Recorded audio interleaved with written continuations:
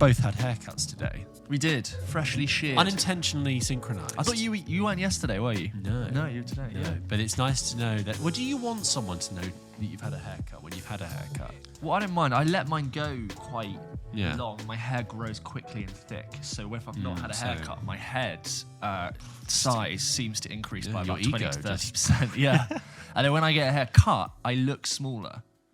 I mean, you don't because you're 6'5", 6'6". No, like not smaller in height. I mean, like in profile. I just have like a smaller frame.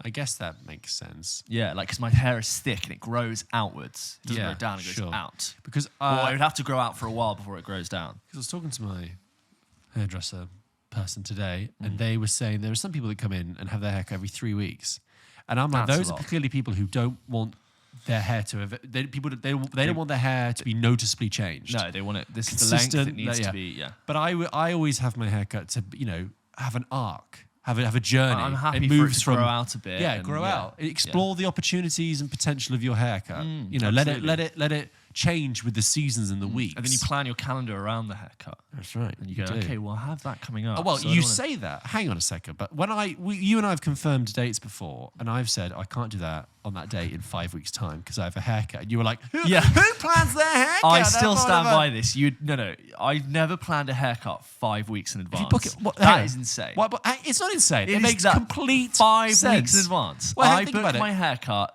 no more than a week in advance. Yeah, but no more. Here's than a why week. you do it. First of all, that's when you have your haircut anyway, 5 to 6 weeks, right? You look at your diary, check availability. Great, haircut's in. And that way, it's locked in. Yes, you could wait. Yeah, but I weeks don't know before. what my week looks like in 5 to 6 Well, weeks. you will do if you put your haircut in because you'll Yeah, come but- up to it and people will say, oh, can you do this thing? You go, I can't, I've got a haircut. Or don't worry, I'll cancel the haircut. But you know what you don't want, which I've had, which is Can't get one. can't get a haircut. And you have to wait 2-3 weeks. You're like, shit, but I need one now. You know when you like make the decision, you're like, I okay, think my your hair needs a barber's haircut more now. busy than mine is. I can book mine, not always, but I can book mine for the next I day. just like to be organised with these things. I just don't like to panic about it. When And it's always about 5-6 weeks. I Is think- it like a diary thing? No, but I think it depends on the cut, depends on the Season. person doing it and the season, and Yeah. and what I've got on. But I think 5 to 7 weeks. In the earlier It's a solid episodes, window. you let it go longer. That's because I've it's seen still things pop up. post-COVID. Yeah. Post-COVID, I used to go for longer, floppier, more You were so back. depressed. And then I think the thing is, the longer the hair, the more maintenance it takes, Yeah. and the more a strong gust in your whole barnet's Compromise. off the rack. So Yeah. off the rack, you know what I mean, off Yeah, kilter. yeah. Anyway, so that's our hair. James, it is the Cannes Film Festival currently, although by the time this episode comes out, which will be a week from now, it might have finished and concluded. And people may indeed know who the Palme d'Or winner is. We should go next year. Sure. Yeah, I will. I mean, I'd love to go. But if you can't book your haircut 5 weeks in advance, Forget how are you about going to it. get me to think about going to Forget Cannes about it. I next have a friend year? who's there, and she's like, "You should have come," and I'm like, organisation. Yeah, exactly. Anyway, so just a couple of things I thought were relevant to this show. There's Here we go. some film news that I thought that is kind of like made for this podcast, this news. And that is, so Zach Cregger is the filmmaker who made Barbarian last year.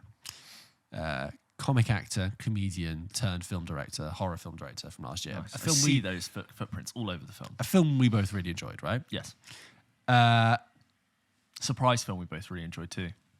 Exactly. He's written his follow-up film called Weapons, and I remember that a couple of months ago there was a intense bidding war for that script. People were bidding left, right, and centre. It was the hottest script in town because Barbarian had done so well.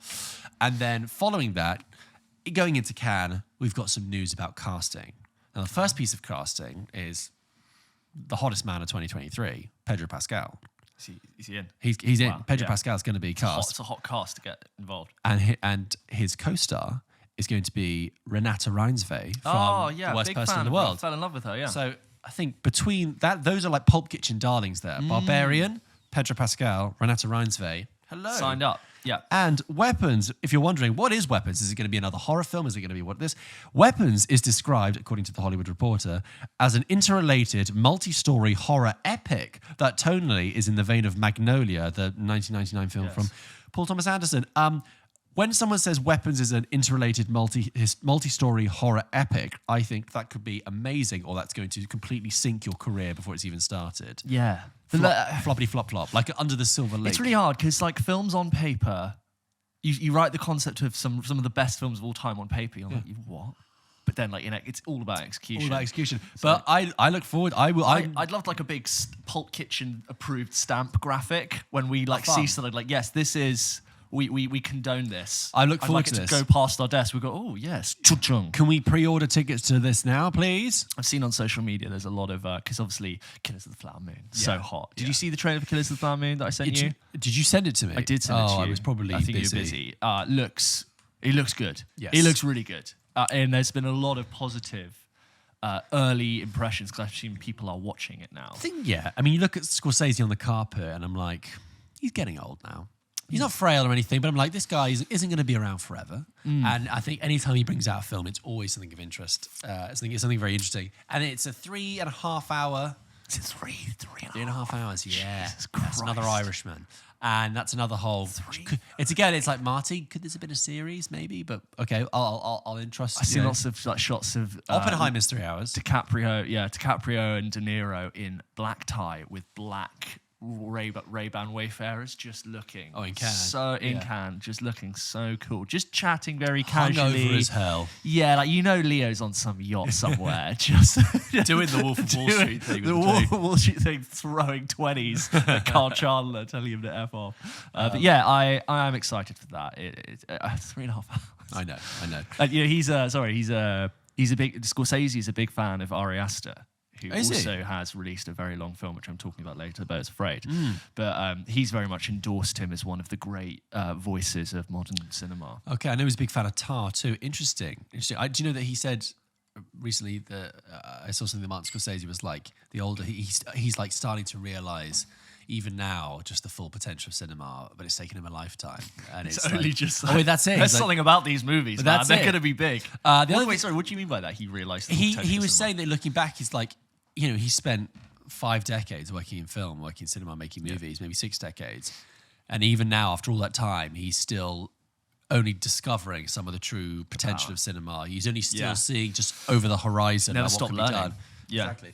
The other one I just wanted to, other bit of Cannes news I wanted to flag up is that Jonathan Glazer has made a new film. Now, Jonathan Glazer makes like one film every 10 years. He made Sexy Beast, which I really, really like. Oh, I remember with Ray Winstone. Great, tight 90-minute film. And he made Under the Skin. Did you ever see Under the Skin with Michelle Williams? No, Scarlett Johansson. No. Oh, that's a really interesting piece of work. That is like, I think at the time people were like, oh my God, Scarlett Johansson's so hot with sci-fi, yeah. And she just done Lucy. What's this film? It is a very bleak, minimal story with barely any dialogue in which Scarlett Johansson plays a alien who prowls the streets of Glasgow in a white van looking to pick up again on men. paper. Yeah. Looking to pick up men who she does pick up and then does nasty stuff with. It's based on a book by a guy called Michel Faber, and it's really atmospheric and really cryptic.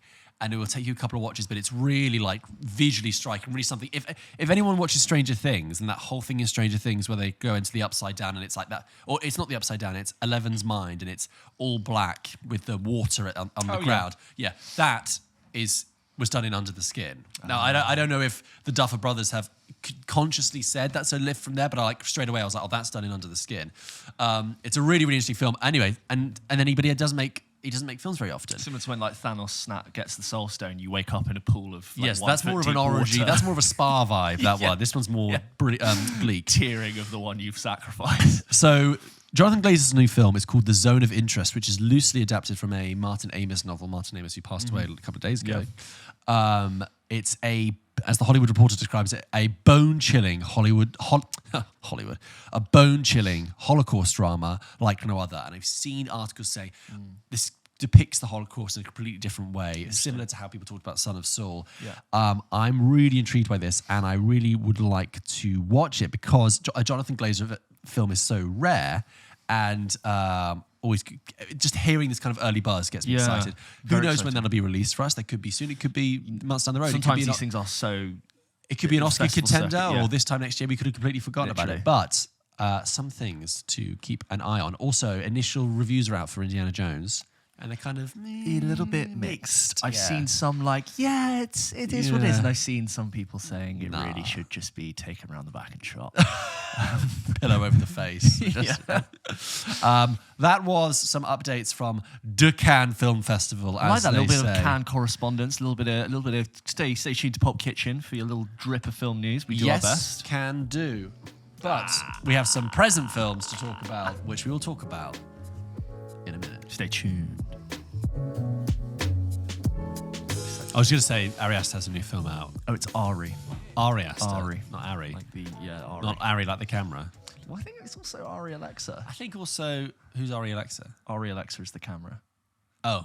Oh, it's called the Ari Alexa. I don't- Alexa is someone. Alexa is some beautiful person. Ari. But then, so Ari Aster is A-R-I, whereas Ari double Alexa R. is double R. So Okay, anyway. Go on then. In marketing for this film, which is called Beau Is Afraid, I've noticed that, sometimes we see marketing for films and it's directed by, insert, a film by, Yes. sometimes.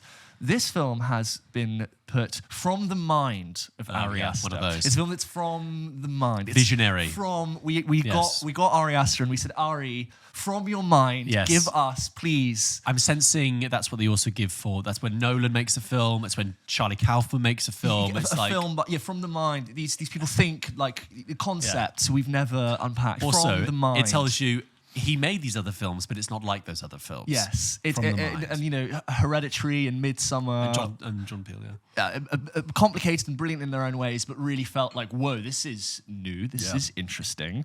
And I feel like you and I have. I feel like coming into this film, you and I have. I've seen it, you haven't. Yeah. Have had almost like a sort of trepidatious enthusiasm with it. Like we think Ari Aster's a really interesting voice in cinema. Yet there are. His films, you never forget them. You never come out of them. Sorry, I haven't seen all the films. I've seen Midsummer and Hereditary. And we've both come out of them with sort of mixed feelings, ever so slightly disturbed, a little bit horrified. Is that fair to say from both of us? Yeah, I mean, I think I think about Hereditary much more than I think about Midsummer. That film really hasn't stayed with me that much, I think. But yeah, Hereditary, like, wow, really, for good and bad reasons, just very uncomfortable and imprinted on the mind. Midsummer kind of was getting there for me, and then I just found it really silly, and then it just kind of peeled away. But I know some people obviously have really sunk their teeth into that film. But definitely looking forward to seeing what this person would do next, I'd say. Yeah.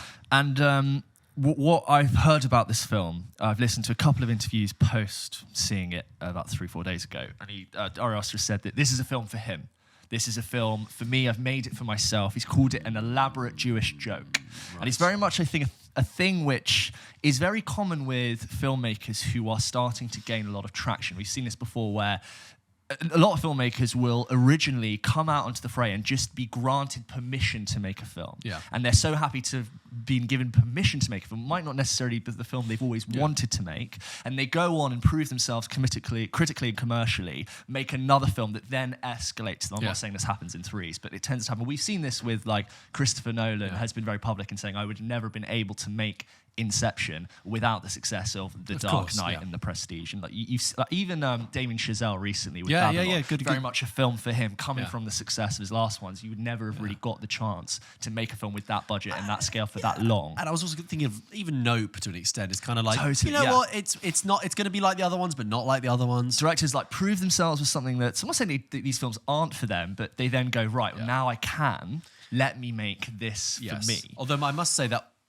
makes me very, very makes me feel quite uncomfortable when a director says this is a film for me, because I think, well, that's great, but we're an audience here. Okay, don't forget about us. I'm going to get on to sort of this idea of a film for our Ari Aster and how that makes me feel about this film. I'll get onto that later, because like something coming from the voice of someone, and the subject matter this film deals with is, I'm going to get onto it, but this is a really difficult film to categorize and define when you see it. It constantly evolves. It constantly changes. It's 3 hours it's 3 hours long. Right. And it is an epic, psychotic, nightmarish comedy odyssey of personal discovery and a little bit of. It's kind of like a latent coming of age film as well.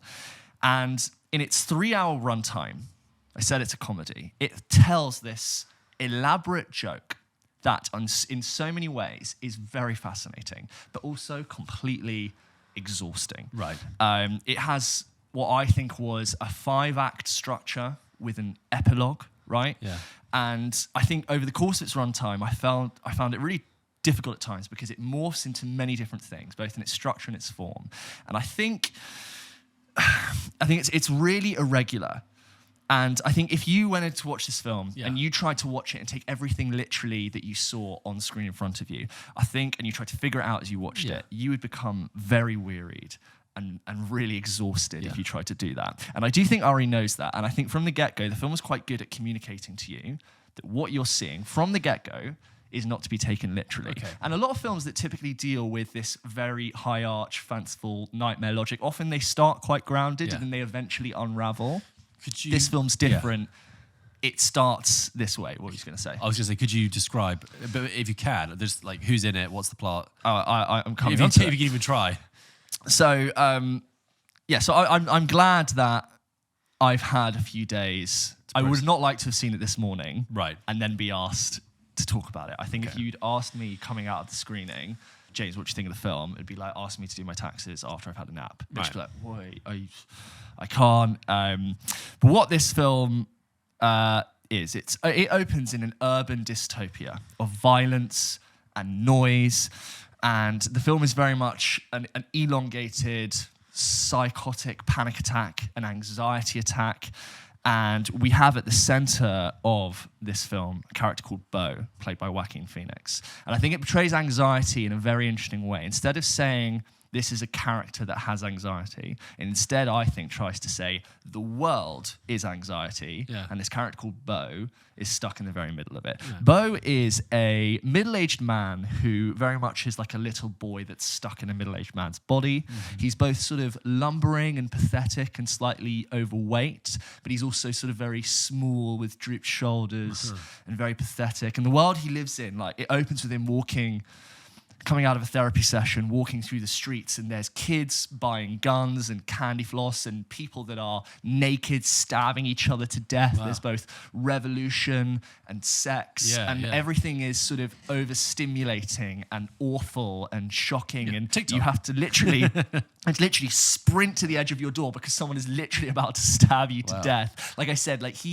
it's not like we said this person has anxiety. Like everything around him, let's make you feel is anxiety, and that's where we find ourselves. And he has a sort of slightly overbearing mother, and he's meant to get on a flight to go and visit her, and he realizes that because of some ridiculous comedy of errors that has to do with a key trying to get into his flat, he turns around and the key is gone, and he misses his flight. He can't get there. Everything is just hectic and anxious. He misses his flight. And he ends up leaving his flat for the first time and embarking on this massive discovery odyssey where he has to go outside into the world.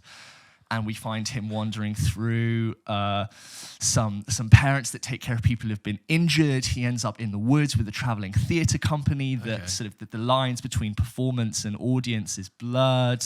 And then through to his mother's house, and this sort of takes place over 3 hours. And what I really did find watching it is that I really ebbed and flowed watching it about how going from I think this is fantastic and smart and sharp to that didn't work, you lost me, and I'm very, very wearied. It's really, really funny for when it is funny. Okay. The opening sequence, which is it kind of plays out like a short film. The opening sequence, I'd say, is about 45 to 50 minutes, right? It's a long film. Wow. The opening sequence, 45, 50 minutes. And it is so wickedly funny and smart. It has this kind of comedy delivery style that's all integrated into its design and its aesthetic. Yeah. And there are jokes which are blink and you miss it.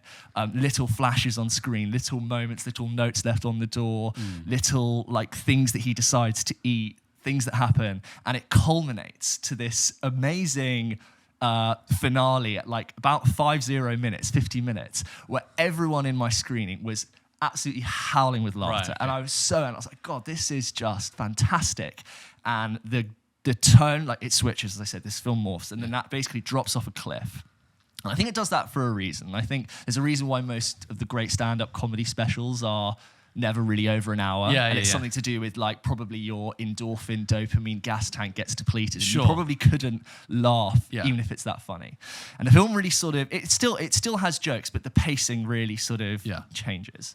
And it goes off and does something completely different. And what it does, I think, is interesting in a completely different way. But I spent a lot of my time in the sort of following acts of the film, wishing I could go back to that earlier bit. I never thought that the film was as slick or as smooth or as funny as what it managed to do in the beginning. Yeah. We have these really elongated stop motion sequences that are beautifully animated.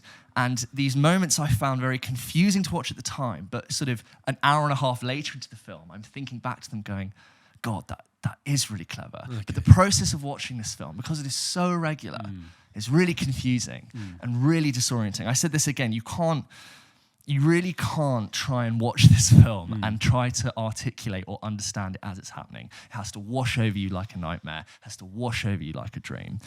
And we know what I said about sort of comedy and running out of steam, and how you're sort of over 3 hours, like you are naturally going to ebb and flow. Your mood, your energy, your hunger, your need to go to the toilet is going to change within 3 hours. And we get to this, final half an hour of the film, and the film is sort of very much rested on the humor side of it. We've had sort of elongated dialogue scenes, huge revelations, and it leads to this moment where we enter a room and there's this big joke that comes in. At this point, I'm 2 hours and 45 minutes with your film, and it really just fell flat for me. I didn't laugh, and I massively rolled my eyes. And this is the thing, the film attempts to do so many things, so many things, and I can't help but just think, if you had just tried to do too fewer things, I think I really could have been there for that joke. And unfortunately, I wasn't, and I was getting very tired of your film by that point. And I really was like, okay, now we're doing Act 5, you're going into an epilogue.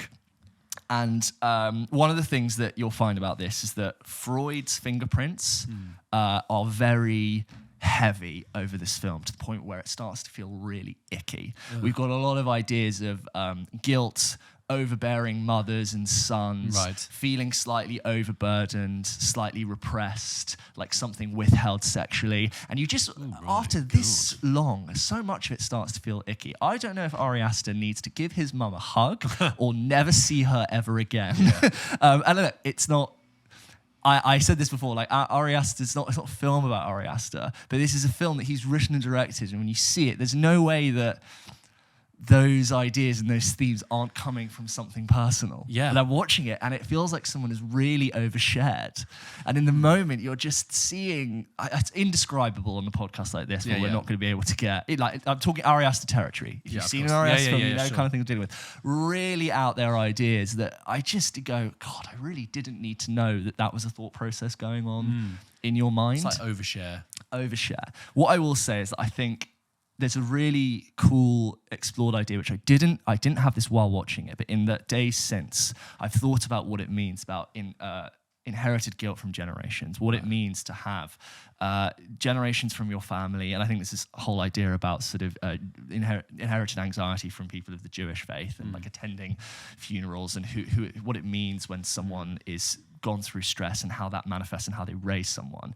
And there's sort of this idea of, as you become a grown-up and you're able to better understand the context that you were raised, and maybe the certain insufficiencies of the way that you were raised, just because you're aware of them, it doesn't mean that you've found a cure for it.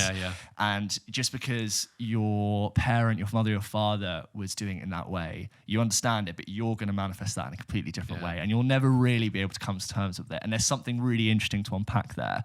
I just think it's a really exhausting process to get to that point. And I think if you weren't able to find the first bit funny, I think you're really in trouble for the rest of the film. And if you don't, because the bits that I found funny are trying to catch up with me 2 hours and 45 minutes later.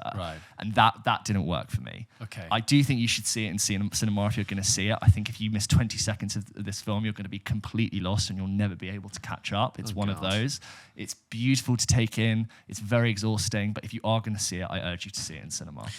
It's very interesting, that idea of just bring it back, just take two things out. It reminds me of a friend of mine. She said that her mother always said to her, when you get ready, dress up, put some jewelry on, and then always take one piece of jewelry off. And I'm like, you always feel like saying this to Ari. This is great, Ari. Now take one thing out. Take one thing out to trim it down.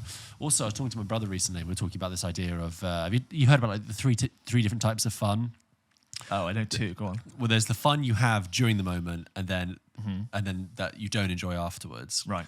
There's the fun that you have not during the moment, but have afterwards. And then there is the other kind of fun, which is fun during the moment and fun afterwards. Right. Okay. Right.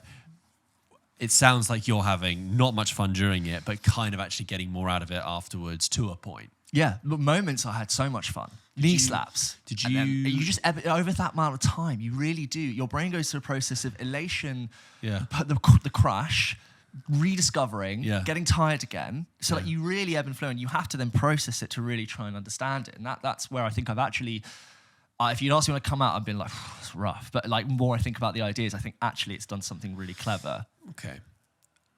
Have you seen Beau Is Afraid, listeners? If you have, email in and let us know. Do you disagree with James? Do you think it's 3 hours of complete nonsense? Do you think Ari Aster's other work was much better? Or do you think, I agree with you, James, there's a lot going on in there that I really enjoy. It made me want to call my mum. Do not see this with your mum. Do not ask your mum what she thought. I cannot stress that enough. Do you think you'll go and see it? I will give it the good college try. So I would like to, obviously. I mean, for the reasons you said, very distinct filmmaker with not many films under his belt. It's still in terms of freshness. I'd like to, and since you said I have to see it at the cinema, that sounds really awful because if it's a 3 hour film, but I did say over 4 hours of your time to go. And exactly. Do it. I did say I would take my mum to see Guardians 3. Oh, so there you go.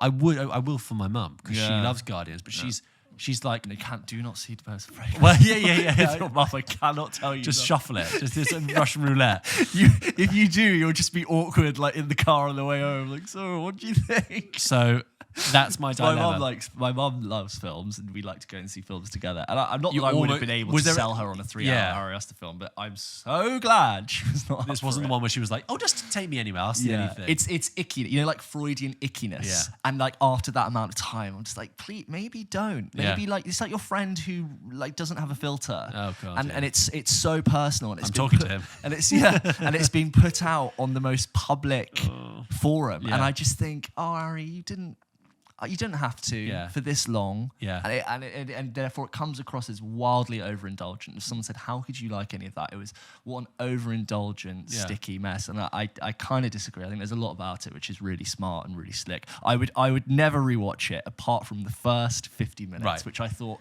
was brilliant. I wish it could have gone on longer, but I understand why it didn't. Sure.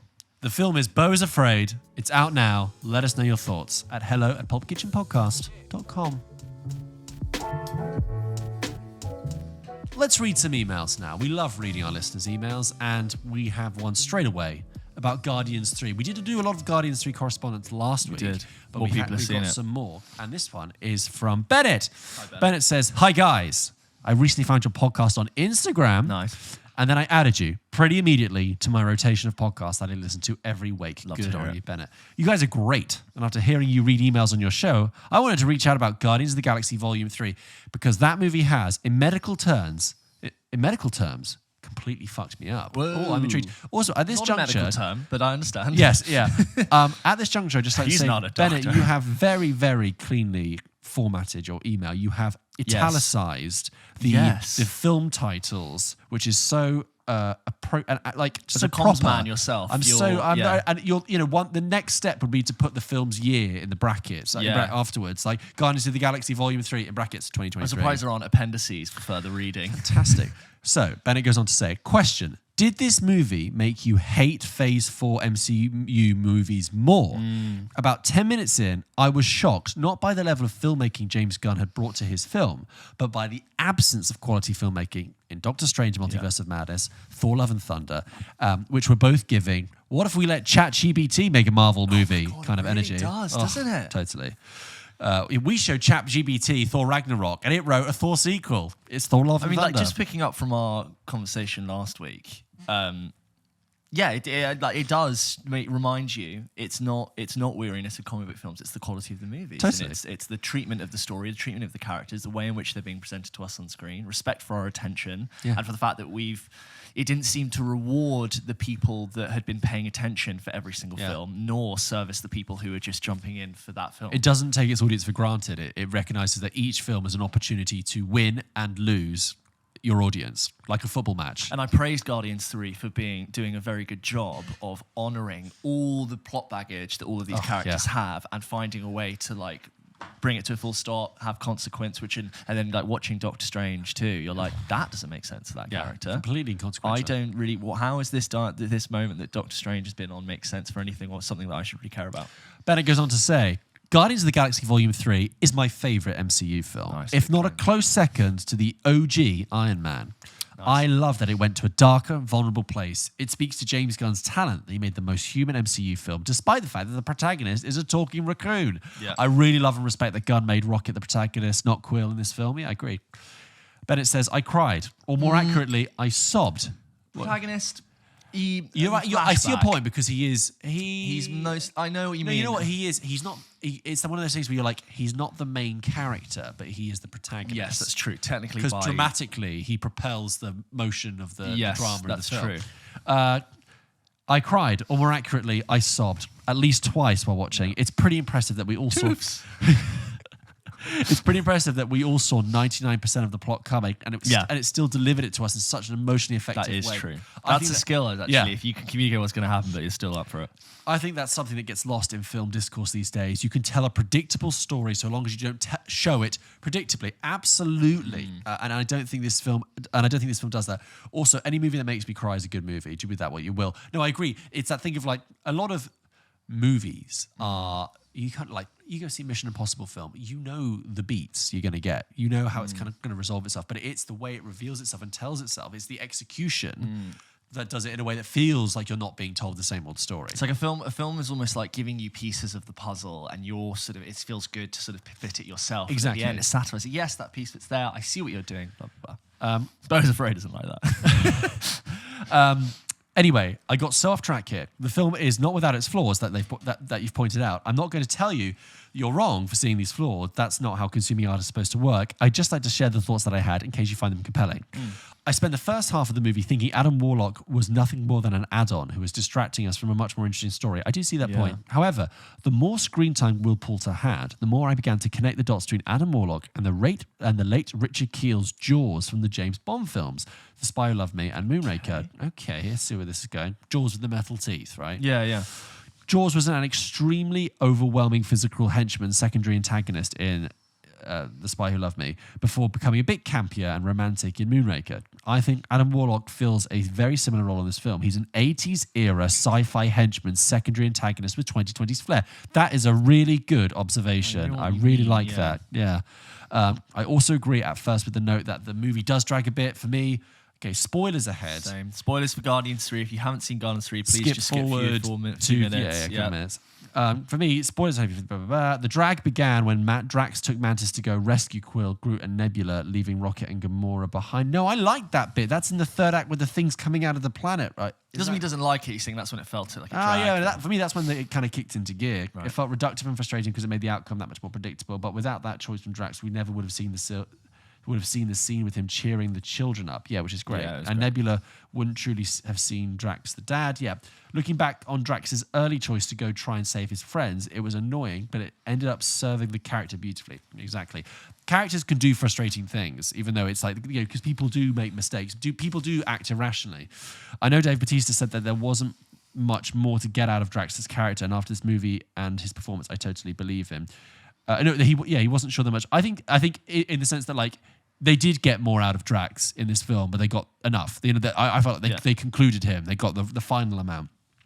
There's plenty of it, and I never got tired of him. Exactly. All that said, thank you for reading this obnoxiously long email. It's not obnoxious. Okay. It's fine. I hope you're both doing well. I love your show, and I hope I didn't come across. I hope I didn't come off like a complete dork. Not at all. We're this all is little a safe film space. dorks. What is a bunch of nerds here?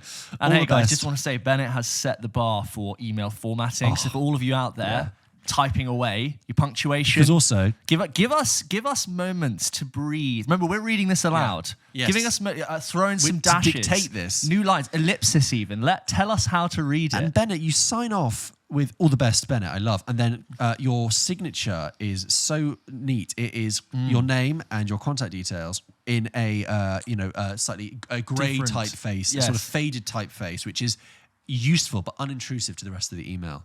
I love it. James, what's next? Bennett, you can write in again. Next one is from Warren, who says, hello, James and George. Hello. Firstly, I wanted to congratulate you on cracking the podcast formula of being such engaging conversationalist that the subject at hand does not matter. Could we take that to like whoever gives podcasters loads of money? And we can say, look, I don't know if you know cracked the this, formula. we've cracked it, and Warren has told us so. So could you just give us all the money to do podcasting You're very kind. forever? I would love to say we've cracked the formula. Yeah. I'd love to be playing in Times Square and live streamed on Twitch and hosting the Oscars. Yes, Give us all time. at once. Yes, all at once. All the podcasts I listen to are very kind based of you, on thank vague interests of mine, but it is the enjoyment from the hosts interacting and often going off on unrelated tangents that keeps me coming back. Hey, I'm still using my enamel teapot. Yes, we do try. I've wanted to email you since I discovered you by searching for film podcasts on Instagram. Proud to say it wasn't TikTok, but wanted to wait until I'd finished the back catalogue to make sure I didn't repeat anyone's question. That is really good. Another completist. And another nod, if you write in a question that we've not heard before, obviously more likely to have it read out, so please try and think of if you asked it. And I love this SEO we got going on the Instagram. You type in film podcast, we come up. Nice. Yes, smashing it. My question to you came to me whilst watching Succession based on your recommendation. It got me thinking about how different people will watch a TV show over time. I personally will normally watch a season or two of a show before I find myself start to enjoy it less and less. I would then usually take a break from that show for a couple of months, or sometimes even longer. Breaking Bad took me 3 years to get through.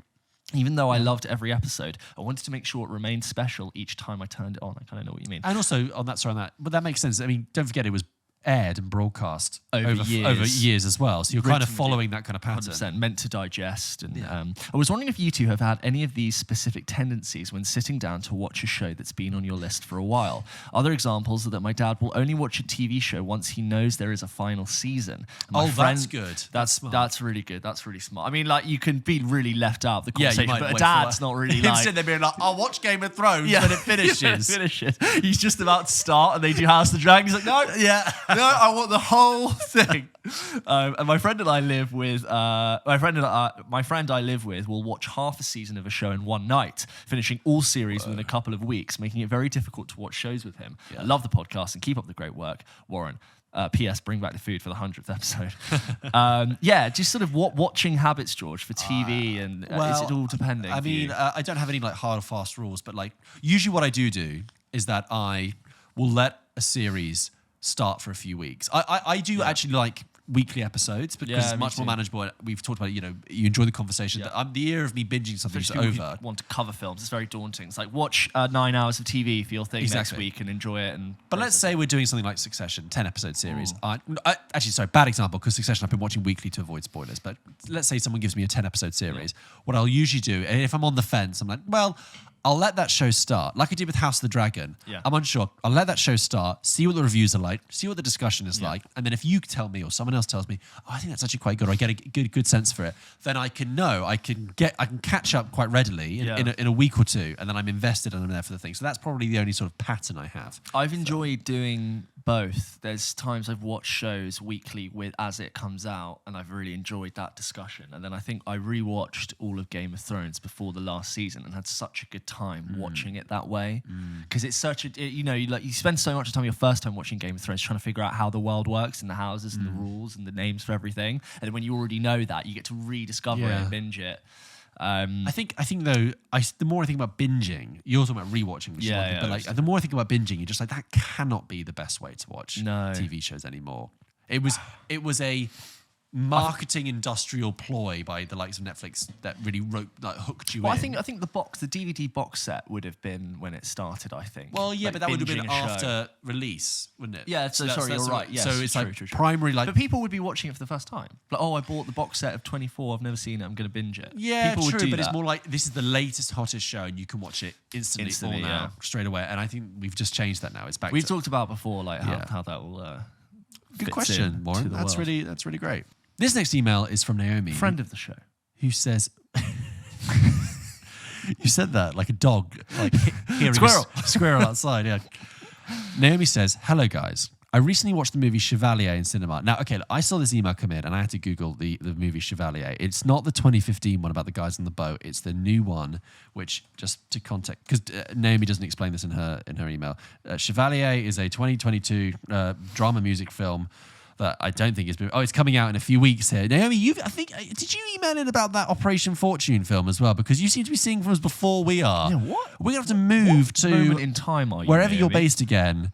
So it's about the illegitimate son of an African slave and a French plantation owner who rises to improbable heights in French society as a celebrated violinist, composer, and fencer, complete with a love affair and falling out with Marie Antoinette. Bloody hell, there's got a lot going on that. Anyway, Naomi says, I saw that and I had to write you immediately because this movie is this movie is about classical music, and I usually don't like that type of music, but I enjoyed this movie so much. She's written with about 10 O's.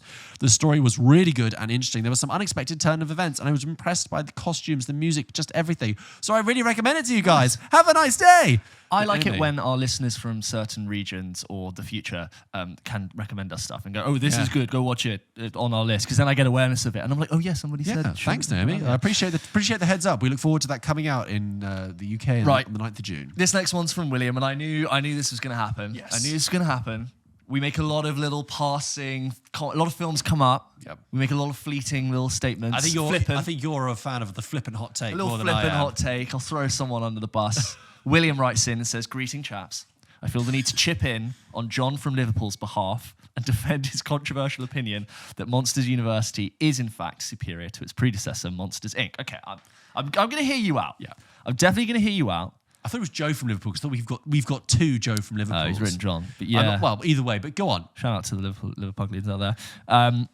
Monsters University is better than its predecessor? I'm not so sure. I'm going to hear you out. Here we go. Right. Better its predecessor, Monsters Inc., and stand up to the unacceptable dismissal of this animated gem as a, quote, really disappointing, unneeded prequel. I should make it clear that I love Monsters Inc., and I too would love to see a sequel, but this is not valid criticism in the existence of Monsters University. Monsters University is a fantastic movie in its own right, a much better film than it has been given credit for, and, I agree with John, better than Monsters Inc. The themes of friendship, toxic masculinity, and finding purpose, which are explored throughout the movie, are perfect for the stage of life Mike and Sully are at. Not yet fully formed adult monsters and still figuring out who they are and their place in the world. I'm not laughing at your email. I'm laughing at the idea, the concept. Yeah. The scene in the human world where Sully confides in Mike about his struggles with anxiety and how he presents his confident and how he presents as confident while secretly being terrified of showcasing his true emotions to the world is a particularly powerful portrayal of how men still struggle to speak freely about their emotions. But the following moments where Sully confesses that the reason he was never told Mike this before is because they weren't friends before is an emotional gut punch packing similar heft to the When She Loved Me montage from Toy Story 2. Don't. It's a beautiful moment that encapsulates what the film has been building towards on a thematic and emotional level, with Sully finally finding the confidence he needs to speak truthfully about his emotions due to the power of friendship. Of course, this is all disguised as a hilarious college movie set in Monstropolis with plenty of fun Monsters Inc. callbacks and references, which, by the way, is a fun enough movie in its own right. But I may suggest a proper rewatch to fully appreciate the depth and brilliance of this underappreciated classic. P.S. Love the show. Look forward to listening every week whilst getting my steps in. The games are my favourite part, a fun, unique feature that sets you apart from other film podcasts out there, and the reason I started listening in the first place when I discovered you guys on TikTok. Yeah. I always pause the podcast and try to figure out the answer myself first. Interesting, albeit definitely cheating and giving myself a few extra minutes every time so I don't end up screaming in my local park. Will from Manchester. Will, great, good defense there of that film. So many things Not I missed. seen it, so. You haven't seen Monsters No, University? I haven't seen it, so I couldn't right. comment at all on that. But I appreciate the very thought-out defense. Will, I completely believe you. When he said getting his steps in, my thought was, my boo-scooting baby is driving me crazy, my confessions, you know? It's like aerobics, just headband, Jamie Lee Curtis. Oh, you mean like you're talking, yes, you're talking about the film with John Travolta, but you're also Jane Fonda, the step workout. Oh, yeah, Jane Fonda's famous workout. Okay, next up we have an email from Kane who says, accents. I started watching your podcast recently. This is hi both too. Did I not say that? No, you just said accents. Sorry, the subject heading is accents. Yeah. Kane then says, hi both. Thank you. I started watching your podcast recently and I absolutely love it. And I've recommended it to all my movie watching friends. Yes, thank you so much, Kane. Yes. The list of movies that I need, I'd love if we could see that on a graph. Like this is the day that Kane recommended it to his friends. And I want to see like a viral contagion type little explosion on the it's map. like the opening theme tune for the Last of Us. Yes, yeah. The list of movies that I need to watch is growing after every episode I watch. One of the big things that I notice in movies that I feel not a lot of people watch. One thing, sorry guys, we can read, but it's been a long day. One of the big things that I notice in movies that I feel not a lot of people I watch movies with care or even notice is accents. We did have that email from Steve from Florida recently about accents. For me, they can make or break a movie, and I fixate on it throughout the movie, and sometimes it ruins the movie for myself. Yeah. But on the other hand, I love looking up a movie and realizing the main actor/actress is not native to the accent that they are doing. Notable mentions include Gillian Anderson in Sex Education, who I thought was English for years until I looked her up on Wikipedia. But isn't she English-American? I like American English. I think she's got one foot over here. I will just clarify that. But I agree. She's, she can really do anything, can't she? She is an American British actress. She's got an OBE, so that's probably why she can do an accent quite well. But good accent. Still. Also, Renee Zellweger in Bridget Jones and Daniel Craig's amazing... yes, Renee Zellweger and Bridget Jones. Yes, of course, she's very good in that. And then, hang on, Daniel Craig's amazing Deep South accent that I didn't know he was capable of. Daniel Craig's Deep South accent in Knives Out is not... It's the stupidest idea. It's cartoonish. It's not... I don't think it's accurate. It's he good. Does something where he out of his cheeks. Oh, this is hooey. I do, so it's good in the sense he commits to it, but sure. And he does it's where would we be for that? On the flip side to that, some actors/actresses' attempts of accents that are noticeably awful are Bill Nye's American accent in Total Recall. My God, someone made Bill Nye do an American accent. Dreadful movie anyway. And weirdly, Martin Freeman's accent in Black Panther. Yeah, it feels a bit forced, like similar to the Benedict Cumberbatch's Doctor Strange. It's a little bit. Martin Freeman just is English. You know what I mean? But then he says incredible actor. But it's weird because his Minnesota accent in the Fargo series was very good. I agree. He was very good in that. He really, really pulled that off really well. And Dame Judi Dench's Northern Irish accent in Belfast. Yeah, but the thing is, no one's going to say, Judy, do you mind doing another take? No, Judy does what Judy does, and it's fantastic. Kane's question is this. Do you have any movie recommendations of actresses doing an amazing accent so good you thought it was theirs, or actors and actresses who are doing a horrible accent? So we did have this email recently. Oh, and Kane says, sorry for the long-winded email. Many thanks, Kane. We did have this email recently, and we did talk about it. Again, I said Lake Bell and Man Up, great accent. So we did do that question quite recently, and I would check back. I think it's only 2 weeks ago for the email from Steve from Florida about that. You can see our answers in that. Off the top of my head, it was like Lake Bell and Man Up. I really appreciate it. And we also said Keanu Reeves in Dracula is the worst. Thank you, Just Kane. go YouTube clips. I doubt many people have seen that, but go YouTube Keanu Reeves in Bram Stoker's Dracula, just for a laugh. Put it on at a party. You have a good time. This next one is from Taha, the Pakistani correspondent, who's a friend of the show. The snacker. Yes, Snackgate. Yeah, Snackgate. Hello, James and George. Loving the pod as always. Thank I just you. heard your review on Polite Society and wanted to share my thoughts on the film. Guys, Polite Society review is up. Please go and check it out. EP76. Firstly, as a Pakistani, I absolutely loved the humour and aesthetic of the film. The film felt peppered with jokes specifically for South Asian audiences, and on multiple occasions, I found myself laughing harder than most people in the cinema. The aesthetic of the film also lovingly harkened back to Pakistani and Indian films of the 50s and 60s. Yes. With its font choices, fight choreography. It generally felt like a film that was made by and for South Asian audiences. Yes. However, as you guys George mentioned, it was the third act genre switch that made me feel unsure about the films I left the cinema. Similar to you guys, I also thought about it in comparison to Everything Everywhere All at Once, questioning why I liked that film over Polite Society. Aside from Everything Everywhere being an overall better made film, one reason is that it doesn't trick you with its sci-fi elements, and by introducing them early, is better able to integrate them into its narrative and themes. While for Polite Society, having these elements in the third act changes the film's priority from the characters to the sci-fi elements. Secondly, I also thought that as a Pakistani, there was a part of me that held certain expectations from the film that I didn't have with Everything Everywhere. I was expecting the film to have a strong socio-political message or stance, which in hindsight seems unfair to expect from it. It was simply taking a stereotype and playing it as a hyperbolic joke. But it did make me consider how I view films more closely tied to my identity, brackets queer and Pakistani, in comparison to the ones outside it, brackets the majority of Western cinema.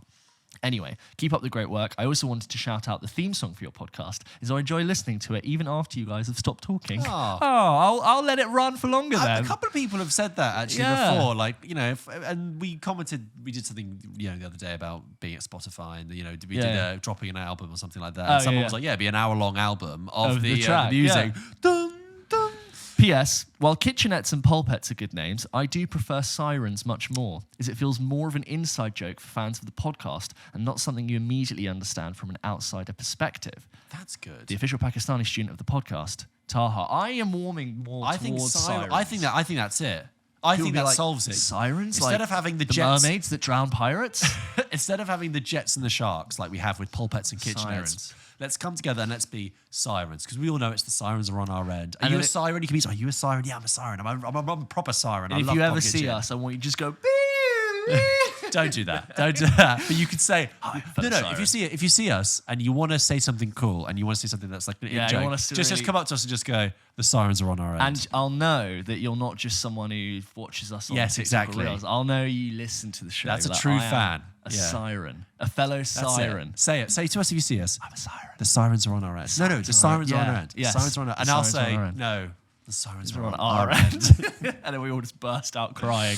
Taha, thank you so much as always for a great email. Next email is from Josh, who says, just wants to say, hey guys, love the tea discussion. A lot of you love the tea discussion. Yeah, I'm glad. It's. I was worried about it. I was in the edit. I was like, that was 8 minutes of tea. You talk passionately about anything. It'll go.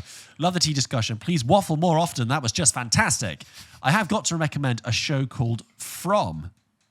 Okay. It is possibly one of the best horror mystery shows I have ever seen. Okay. Produced by Joe and Anthony Russo. It has Harold Perrineau in it. They produce a lot. Okay. I don't know who Harold Perrineau is. They produce a lot. It was like from producers Anthony and Joe Russo from Avengers Endgame. Harold Perrineau. Okay. Oh, yeah. Oh, Harold Perrineau. Oh, my God. Yeah, he's in loads. Sorry. I believe Harold Perrineau is in Lost. And Mercutio in Romeo and Juliet. A plague on both your houses. He doesn't say it like that, but you know, that's the line. Yeah. They've made worms meat of me. From is a show that will hook you in immediately. It's concept heavy with great characters and genuinely scary, but not jump scares, more long lasting. It had the same effect as The Last of Us on me. It is available on Sky. Season 2 has been released in America this month. Kind regards, Josh. Josh, just looking at From now, since 2022, got 98% on Rotten Tomatoes. I've never heard of this. Have you, James? Have you? No, never heard of it. It's on Sky, which I feel like a lot of Sky originals really come and go because it's kind of locked in. That's why you either if you're not on Sky, you're not going to see it, and it's like you have to be flicking through to go. Oh, look, Rufus, like Dominic, what's the name? Rufus Sewell, Dominic West. Dominic West is in a new Sky drama. I see. Okay. Warren writes in and says, while not exactly remote, subject, hello from the other side. Right. Adele. While not exactly remote, isn't Sydney, Australia the opposite side of the globe from you? Hello from there anyway. Cheers. Warren, sent via kangaroo. Yeah, now, we asked a question for guys to let us know if you think you're the most remote listener or the most furthest away. Yes, I guess technically Sydney is the opposite end of the world. But you know what? If you're listening to this in Australia, I want the most remote Australian listener. I want you to be listening to it in like central. Well, Sydney, I'm not impressed, but like the red desert of Australia is what I'm more interested in. Yeah, I threw out bush. I threw out Antarctica. It would be a good one. Yes, sure. But it was somebody on a research station. Some like northern Norway village that is otherwise inaccessible during winter months because it's frozen. You can only get there by boat. Like Sisu. Yes, and like from November to March, you can't get there unless you get some like huskies and you mush there. I want to know. No one goes there. It's the Wildlands. Yes, yeah. It's very like mistrusting of outsiders. Yeah. Thank you. Yes, keep letting us know. But thank you, Warren. I appreciate you getting in. Calvin writes in with an email titled "Justice for George," and he's screenshot his Spotify or Apple TV with the soundtrack of Blade Runner 2049, and he circled Hans Zimmer. Because the other day we played a game and I said name 10 films with the Hans Zimmer score. You said Blade Runner 2049. I said no. There you go. I give you a point. Thank you. Back. Thank Here you. you are. Thank you, Do I get Calvin. my massive check now? You are absolved of your check. You want reparations. Calvin, thank you for fact checking us. George, apologies. Well, guys, that's all we have time for today on the emails. We'll have plenty more to read out next week, but we keep sending them in. We really do appreciate it, and I just love the discussions in there. It's fantastic. Great. Keep the brains Recommendations. working. I love it. Thank you so much.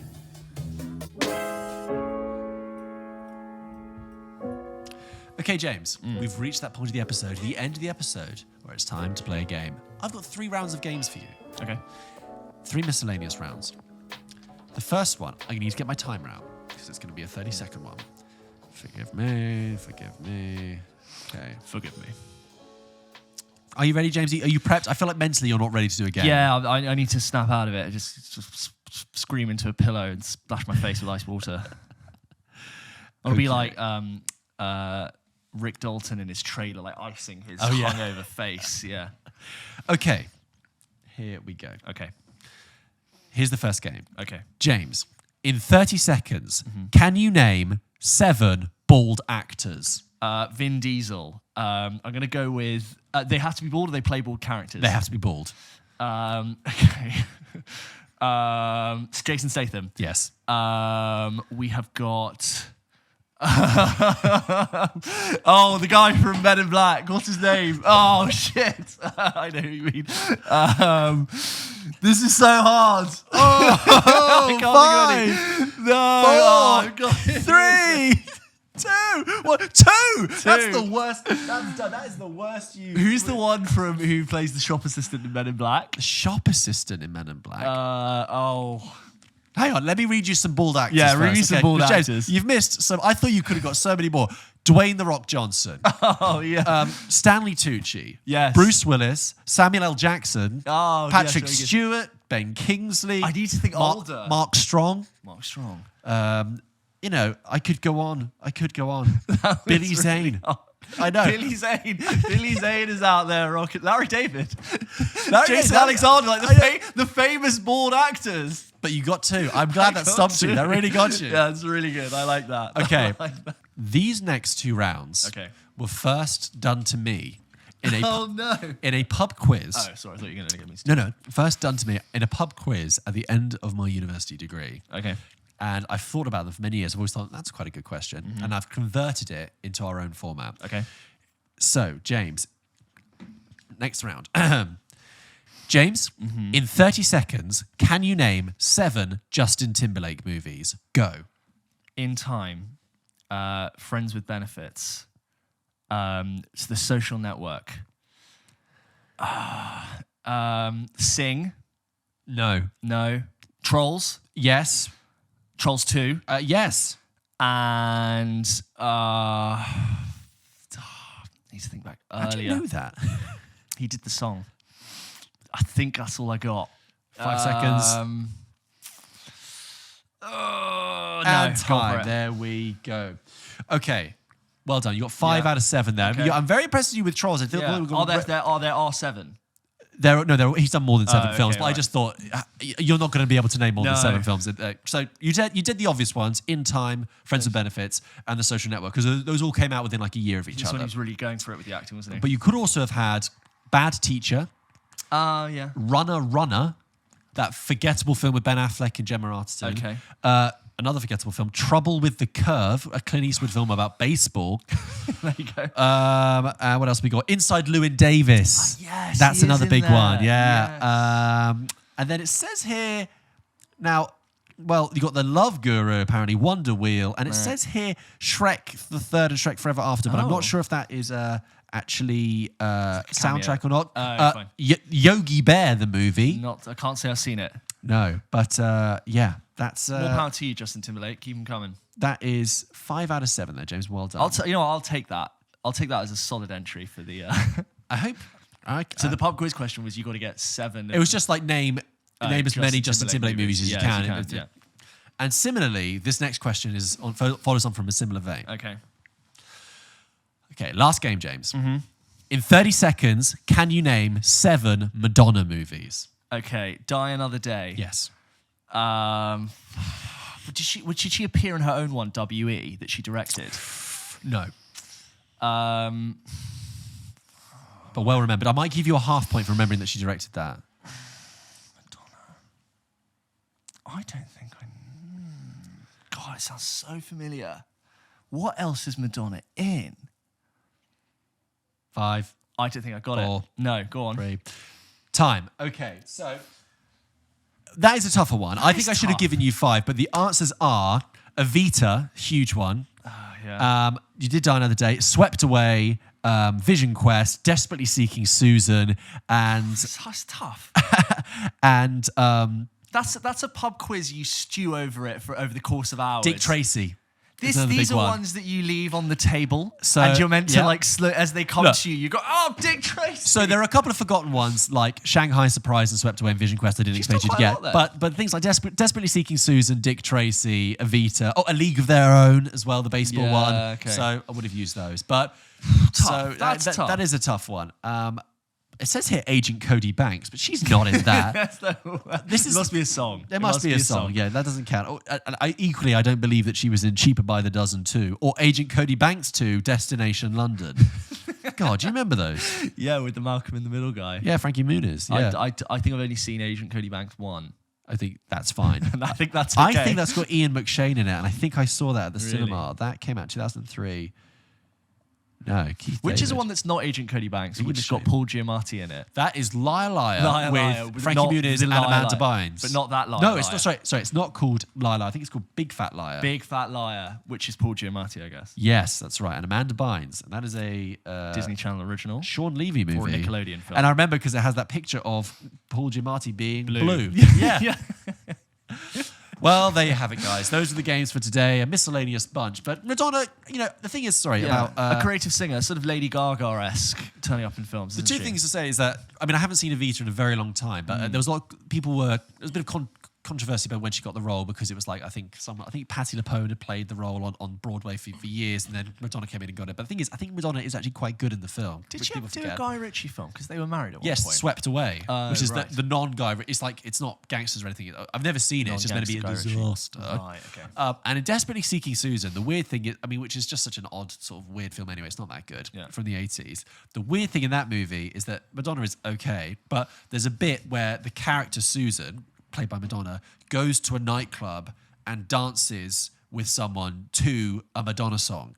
So they're playing into the groove in the club, and my brain's going, but hang on, that's Madonna, but it's not Madonna, but we're listening to Madonna. Does this person who's not Madonna but played by Madonna know that that's Madonna? The only thing you're allowed to do is like in Men in Black, when Will Smith is the star, you can play in the credits a Will Smith song.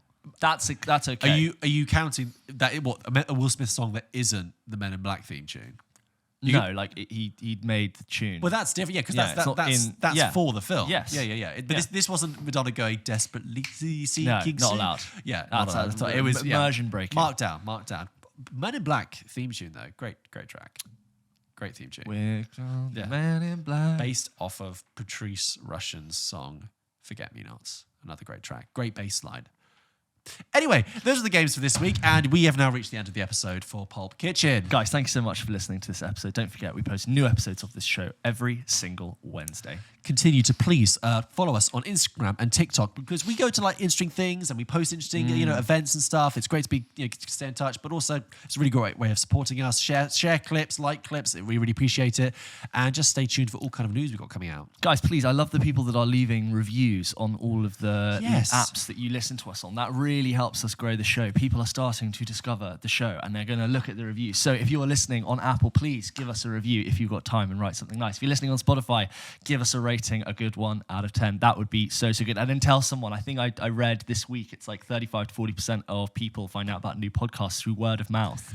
So you guys are the mouths. Spread the virally, words. like a fungus. Yes. Infect. Thank you so much. Go out if this is dish. one of your first listens to this episode, if you're a new please listener, give us a like. Thank you for getting to the end. We really appreciate it. We'd love you to join us next week. Thank you. See you next week, guys. Bye.